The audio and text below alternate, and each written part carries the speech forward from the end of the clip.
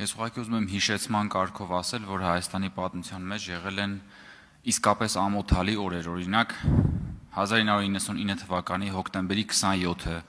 երբ որ ահաբեկիչները մտան Հայաստանի Հանրապետության օրենսդիր մարմին եւ գնդակահարեցին պետության ղեկավարությանը։ Եվ այդ նույն օրը ինչ որ մեկը օծվում էր որպես ամենայն հայոց կաթողիկոս։ Այդ դա էր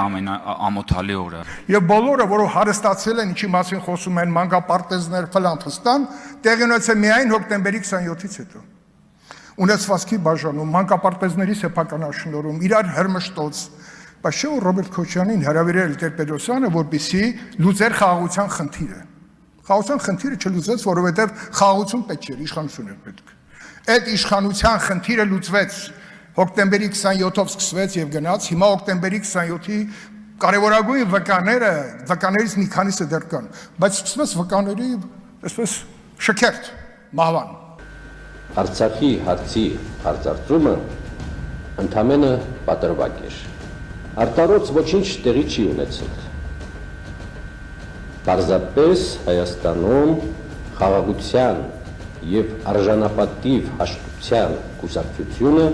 պարտություն է կրել։ 1998-ի իշխանափոխությունից հետո հայաստանյան իշխանությունը երկփեղկված էր։ Մի կողմում նախագահական թևն էր, որի կորիզը կազմում էին Ղարաբաղից Հայաստան տեղափոխված պաշտոնյաները, մյուս թևում պաշտպանության նախարար Վազգեն Սարգսյանի աջակիցները։ 99-ի մայիսին կայացած խորհրդարանական ընտրությունների արդյունքում այս թևերից մեկը կարողացավ լուրջ առավելություն ձեռք բերել մյուսի հանդեպ։ Վազգեն Սարգսյանի եւ Կարեն Դեմիրճյանի ստեղծած միասնություն դաշինքն այդ ընտրությունների արդյունքում իր ձեռքում կենտրոնացրեց կառավարման լծակների մեծ մասը։ Ռոբերտ Քոչարյանը 1999 թվականի հոկտեմբերի 26-ին անգլիական թագուհի էր, իսկ եւ հոկտեմբերի 27-ին, 28-ին, 29-ին եւ այդպես շարունակ դարձավ Հայաստանի լիիրված բռնապետ։ Դա էր թերևս պատճառը, որ երևանյան թերթերն այդ օրերին նախագահ Քոչարյանին անընդհատ համեմատում էին անգլիական թագուհու հետ։ Միասնության առաջնորդների սպանությունն իշխանական համակարգում մի հսկայական դատարկ դաշտ էր ստեղծում, որը պետք է լրացներ կամ իշխանության այսպես կոչված Ղարաբաղյան թևը, կամ էլ Վազգեն Սարգսյանի թիմը։ Շատ լավ դիտարկենք այդ տարբերակը։ Դա նշանակում է, որ թուրք-ադրբեջանական տանդեմը Ռոբերտ Քոչարյանին անգլիական թագուց վերածել է բռնապետի, որը հետագայում 10 տարի հետո էլ Հայաստանի մայրաքաղաքում այնպես արեց, որ կամ իր հրամանների արդյունքում ստեղծվեց մի իրավիճակ, որ 10 հոգի սպանվեց։ Դա ճիշտ է։ Հոկտեմբերի 27-ը մի ոճրագործություն էր, որի չբացահայտումը մեզ ոչ մի լավ տեղ չի տանելու։ Հրանտ Մաթևոսյան, հոկտեմբերի 27-ը պետքա բացահայտվեր հոկտեմբերի 28-ին։ Եվ այդ որդը պետքա մեզ չհոշոտի ամեն օր, ամեն տարի։ Շատ խորը իմաստ կա, այո, 28-ին բացահայտված լիներ եւ վերջանար։ Մենք իրար մեջ պետքա ճշնամիներ էլ ման չգայինք։ Նրա ներգրավվածության մասին միևնույն է, հոկտեմբերի 27-ի հետքերը հստակորեն տանում էին դեպի նախագահական։ Ռոբերտ Քոչարյանը սակայն հանձնվել չէր պատրաստվում։ Դեռ նոյեմբերին 4 հեռուստաընկերություններին տված հարցազրույցում Քոչարյանը հստակորեն հասկացնում էր իր տեսանկյունից գործը բացահայտված է։ Հայտնի են կատարողները, հայտնի են հանցակիցները, քաղաքական հովանավորներ, ահաբեկիչները չեն ունեցել։ Մարդիկ ձերբակալված են, կատարողները ձերբակալված են, քանի որ ապացույցները կան, սա բացեր արված ամեն ինչ, եւ եթե դուք ուղղակի փորձեք շփվել քննչական մարմինների հետ, մարդկանց հետ, որոնք քննության հետ որևէ կապ ունեին, ապա ես կասեմ, որ նույնիսկ, այսպես ասենք, գյուղի, այսպես հիմա մենք չունենք, բայց ուչաստկովին այս գործը ի վիճակի է վճռականության դեպքում, ցանկության դեպքում բացել։ 1999 թվականի հոկտեմբերի 27-ին թիրախավորվեցին եւ խոցվեցին հայ ժողովրդի ազգային արժեքները, սրբությունները, պետականությունը եւ եկեղեցին։ Ղարաբաղյան կլանը զավթեց Հայաստանում ժողովրդի իշխանությունը, ձևավորեց օլիգարխիայից, բանդիտներից, ջեբկիրներից կազմված իշխանություն։ Նրանց փաստորեն գոլեգա Կտրիշ Ներսիսյանն էլ խախտած լինելով կուսակրոնության ուխտը իր նման մի քանիսի հետ նույն օրը,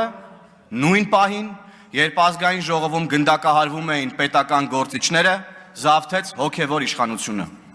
Ավելի մեծ եւ թիրախային հարված հնարավոր չէր հասցնել հայ ժողովրդին։ Եվ այս կետից սկսվեց տասնամյակների աղետը։ որպես գույք պարկի դիմաց տրվեցին Հայաստանի տնտեսական, էներգետիկ կարևորագույն նշանակության օբյեկտներ, փաստացի հայ ժողովրդին զրկելով սեփական երկրում հարստանալու եւ իր երկիրը հարստացնելու, հզորացնելու հնարավորությունից։ Ժողովրդական լեզվով ասած, հարգելի գործընկերներ, սիրելի ժողովուրդ, մեզ առաջին փուլով կտրեցին փողից, որ այլոց հովանավորչության, բարեգործության, պաշտպանության հույսով ապրենք։ Հետո վերջնականապես զրկեցին ժողովրդին սեփական երկրում ընտրելու, որոշում կայացնելու իրավունքից։ Ասել է, թե մեզ ուղիղ ասեցին, որ մենք չենք մեր երկրում տերը չենք, մենք մեր տանը։ Ռոբասերժականները ուղիղ մեզ հետ էին ասում տասնամյակներ շարունակ։ Բայց այս ամենը առավել սահուն իրականացնելու համար պետք էր ժողովրդին էլ ավելի ճնշել, էլ ավելի ստորացնել ու զրկեցին նաև մեզ կրթության, ճշմարտությունն իմանալու հնարավորությունից։ Եվ այս գործը ստանձնեցին դաշնակները, ինչպես մի շարք այլ կեղտոտ ու արյունոտ գործեր։ Դպրոցական դասագրքերից մինչև գիտական հոդվածներ լցվեցին կեղծիքով, ամեն бан արվում էր, որ թաքցնեն պատմական փաստերով հիմնավորվող իրենց դավաճան ու ստահակ դեմքը։ Я похож на человека, с которым можно разговаривать языком ультиматума. Я думаю, вся моя биография говорит о том, что такие разговоры со мной, они к позитивному результату никогда не приведут.